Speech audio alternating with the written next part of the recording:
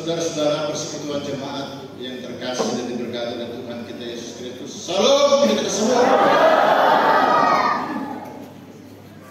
Kita bersyukur hari ini, hari Tuhan yang diberikan kepada kita untuk kita boleh bersekutu, beribadah, memuliakan, mengagungkan kebesaran nama Tuhan. Bahkan hari ini secara khusus keluarga besar Jemaat Tasik Tiberias Solan akan melaksanakan peneguhan majelis yang baru periode 2023-2028. Untuk itu kita akan mendasari kegiatan peneguhan ini dengan memperhatikan pembacaan kita dari kitab Ulangan 31 ayat 1 sampai ayat yang ke-8, di mana Musa dipanggil secara khusus oleh Allah untuk memimpin bangsa Israel keluar dari tanah Mesir, dari tempat perbudakan menuju tanah Kanaan, tanah yang dipersiapkan oleh Tuhan berlimpah susu dan madu, ataupun tanah yang penuh dengan kesuburan. Tetapi yang terutama adalah supaya umatnya dapat beribadah kepada Tuhan. Walaupun proses dari pembebasan ini bukan hal yang mudah, tetapi perjuangan yang sangat luar biasa. Tetapi dalam prakarsa Allah, maka segala mujizat terjadi, terutama 10 tulah untuk melumpuhkan kekerasan hati Firaun, sehingga bangsa Israel dapat dibebaskan dari Mesir.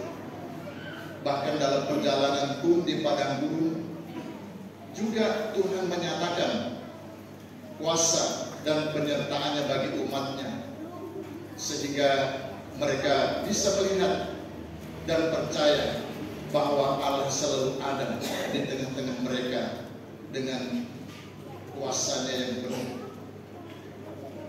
Namun saudaraku yang terkasih dalam Tuhan Yesus Kristus, sebagaimana dalam pembacaan ini kita melihat bahwa ternyata Musa hanya dapat memimpin bangsa Israel sampai di perbatasan Sungai Yordan.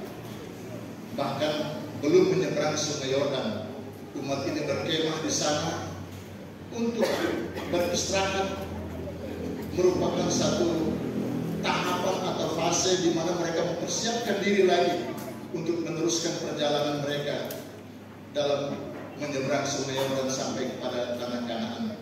Tetapi Musa sendiri, sesuai dengan apa yang telah disampaikan Allah kepadanya, bahwa dia tidak akan menyeberangi Sungai Yordan.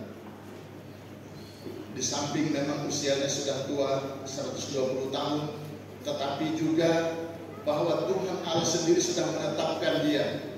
Hanya sampai di situ, dia hanya dapat melihat dari kejauhan bagaimana keadaan daripada tanah Kanaan yang akan dihuni oleh umat Israel.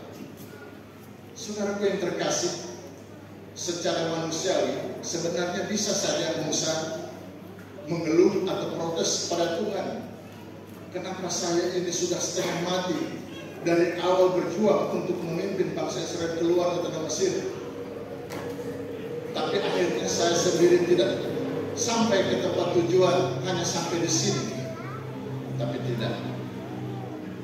Musa paham betul bahwa panggilan untuk melaksanakan tugas adalah kedaulatan dari Allah sendiri, dan dia menerima tanpa ada protes. Bahkan terlebih daripada itu, dia mempersiapkan penggantinya, yaitu Yosua, kepada umat Israel. Bahkan juga di depan umat Israel, Musa mengadakan serah terima tugas ini kepada Yosua dan memberi pesan-pesan penguatan kepada Yosua yang akan memimpin bangsa ini menyeberang Sungai Yordan. Bagaimana dia harus menjadi seorang pemimpin yang tangguh dan tegar. Karena Musa sendiri tahu perjuangan ke depan itu bukan hal yang mudah, tetapi mereka akan menghadapi bangsa-bangsa, terlebih penghuni tanah Kanaan yang begitu kuat, orang-orangnya besar-besar dengan pasukan tentaranya yang hebat. Tetapi Musa memberikan penguatan baik kepada Yosua maupun juga kepada umat Israel. Kuatkan dan teguhkan hatimu, jangan takut, karena Allah sendiri akan menyertai engkau. Dia akan berjalan di depanmu. Dia tidak akan pernah meninggalkan engkau. Karena itu jangan takut dan jangan gemetar, kata mereka. Musa meyakinkan bahwa mereka itu tidak akan berjuang sendiri, tetapi sebagaimana pimpinan Tuhan sudah dirasakan dari Mesir sampai di Sungai Yordan, begitu juga Tuhan akan terus menyertai mereka, baik dalam bentuk tiang awan pada waktu siang maupun juga tiang api pada malam hari. Tuhan akan berjalan di depan mereka dan Tuhan akan berperang untuk mereka sampai pada akhirnya mereka akan memiliki dan menduduki tanah Kanaan yang dijanjikan oleh Tuhan ini. Saudara-saudara yang terkasih dalam Tuhan Yesus Kristus, apa yang terjadi dalam kisah perjalanan keluarnya bangsa Israel menuju tanah Kanaan ini menunjukkan kepada kita bahwa perjalanan kehidupan umat itu berada dalam prakarsa Allah, bukan karena kemauan manusia. Oleh karena itu Allah sendiri yang akan turut bekerja, yang akan berjuang, yang akan berperan untuk umatnya sampai mencapai tujuan apa yang direncanakan oleh Allah.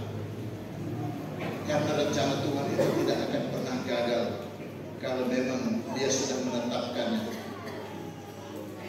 Saudara yang terkasih dalam Tuhan Yesus Kristus, begitu juga dalam perjalanan kehidupan gereja Tuhan dari masa ke masa sampai pada saat ini, kita sebagai gereja Kristen Banggai yang menganut sistem periodisasi, kita telah dapat mengakhiri perjalanan periode 2018-2023, dan karena itu kita akan melanjutkan lagi pelayanan dengan orang-orang yang terpanggil di periode 2023-2028. Saudara-saudara yang telah duduk di depan ini adalah sangat luar biasa.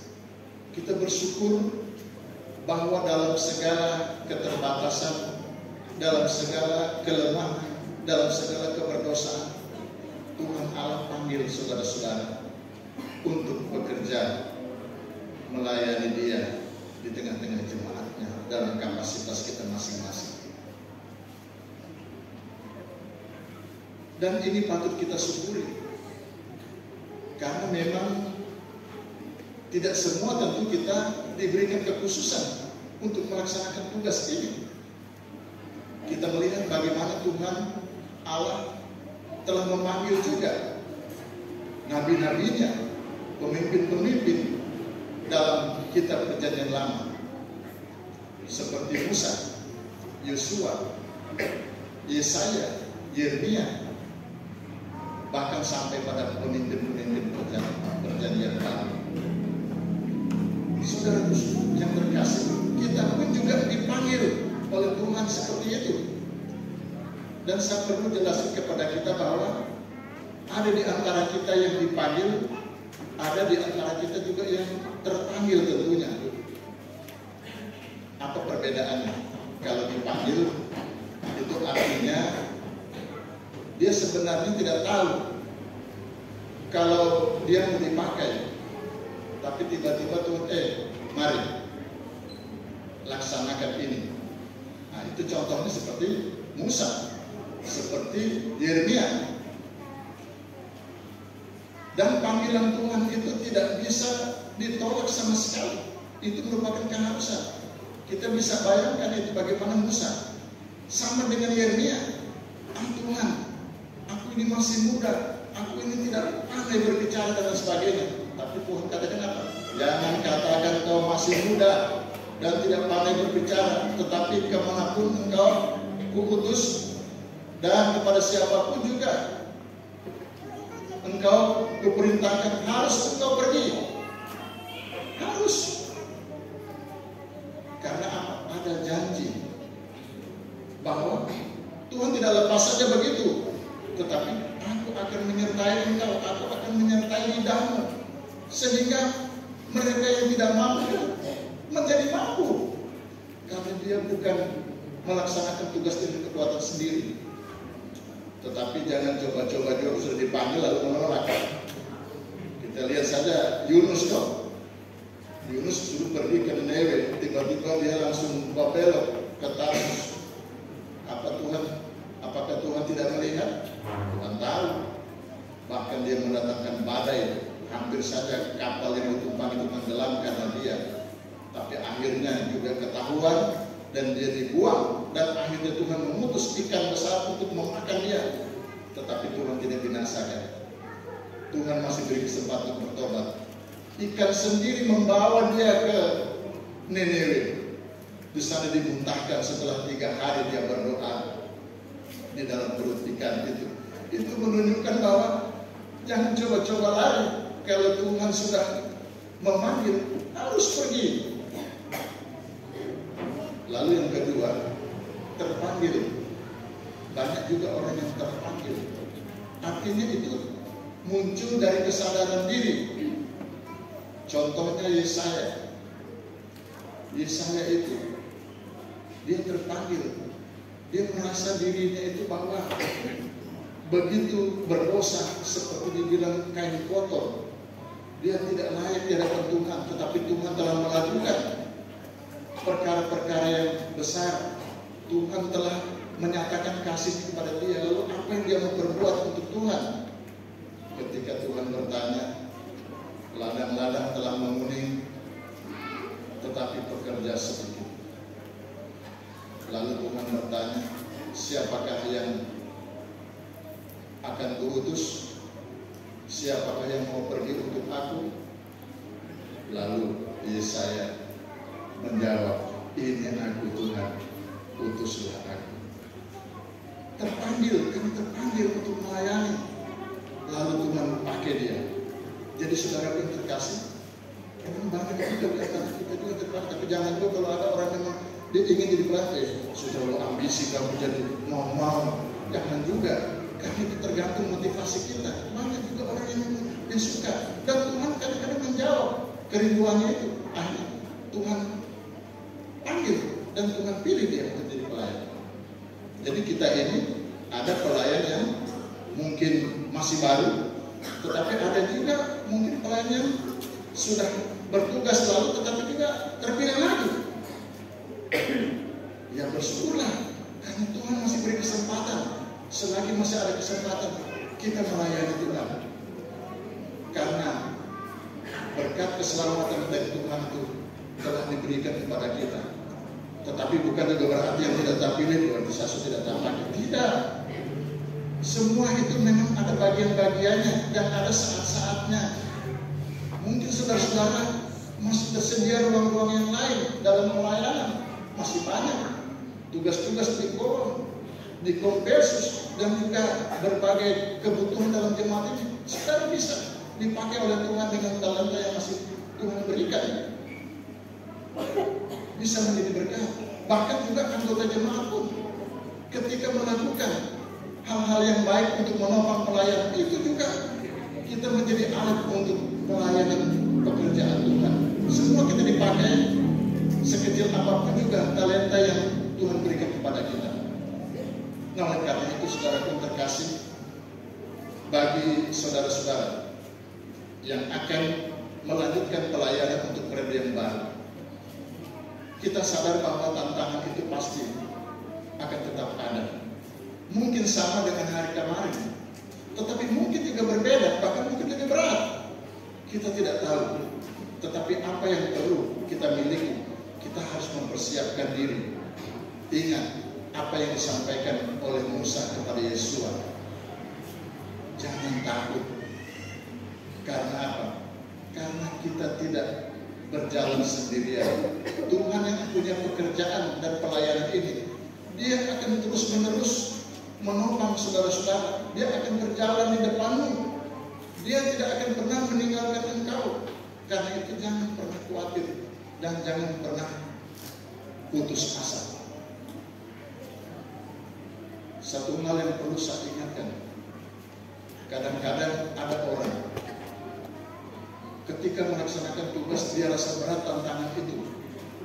Apakah tantangan dari luar, apakah tantangan dari dalam, apakah tantangan dari dalam keluarga, tantangan dari dalam diri sendiri, sehingga membuat dia, saya sudah tidak sanggup lagi, saya sudah gagal untuk melayani, saya berhenti saja lepas tolak. Saudaraku, ingat bahwa pekerjaan ini adalah pekerjaan Tuhan. Allah itu akan terus bekerja dalam segala sesuatu untuk mendatangkan kebaikan bagi mereka yang mengasihi Dia, yaitu bagi mereka yang terpanggil sesuai dengan rencananya. Karena itu, apabila ada masalah, apabila ada tantangan yang tidak mampu sama sekali kita selesaikan, walaupun kita sudah berupaya, ingat masih ada lagi yang lebih di atas kita, yang punya pelayanan, yaitu Yesus Kristus sendiri, kepala gereja. Dia tidak akan tinggal diam. Serahkan semuanya, maka Dia akan ambil alih apa yang menjadi bagian Dia. Tetapi kita hanya mengerjakan apa yang menjadi bagian kita. Hanya itu yang Tuhan tuntut, tidak lebih daripada kita. Karena itu jangan pernah kita merasa terbeban dengan pekerjaan ini. Kita percaya bahwa penanggung jawab utama adalah Allah sendiri. Tetapi yang ada di dalam gereja ini, mungkin MPH jemaat, pengurus-pengurus, ada juga macam di klasis, ada MPH, ini hanya alat saja sesuai dengan struktur yang ada. Tetapi penanggung jawab utama adalah Yesus Kristus, kepala gereja. Karena itu kita tidak boleh main-main dengan pelayanan ini. Banyak orang yang suka berkasih tunjuk jago dalam pelayanan, suka merusak pelayanan, tetapi dia lupa bahwa gereja ini bukan miliknya si A, si B, atau mungkin MPH si B atau MPH si milik Tuhan. Jangan sampai dia turun tangan, karena kalau dia ambil alih, maka kita tidak akan dapat prediksi apa yang dia akan buat untuk menyelesaikan persoalan. Jadi saudaraku, itu yang perlu saya sampaikan. Karena itu mari kita berjalan, kerjakan tugas panggilan Tuhan dengan tulus ikhlas, dengan penuh kasih. Kita tidak perlu berbantah-bantah, tetapi mari kita saling mendukung, saling melayani, bahkan saling memberikan penguatan, supaya pada akhirnya jemaat Tuhan semakin bertumbuh, semakin dewasa, dan semakin memberi buah-buah bagi hormat dan kemuliaan nama Tuhan. Tuhan tetap berpesan kepada kita bahwa Aku menyertai engkau senantiasa sampai kepada akhir zaman. Jangan takut, karena segala sesuatu adalah dari Dia, oleh Dia, dan kepada Dia. Segala kemuliaan dan puji-pujian hanya untuk hormat dan kemuliaan nama Tuhan. Terpuji nama Tuhan bagi kita melalui firman-Nya pada pagi hari ini. Haleluya. Amin.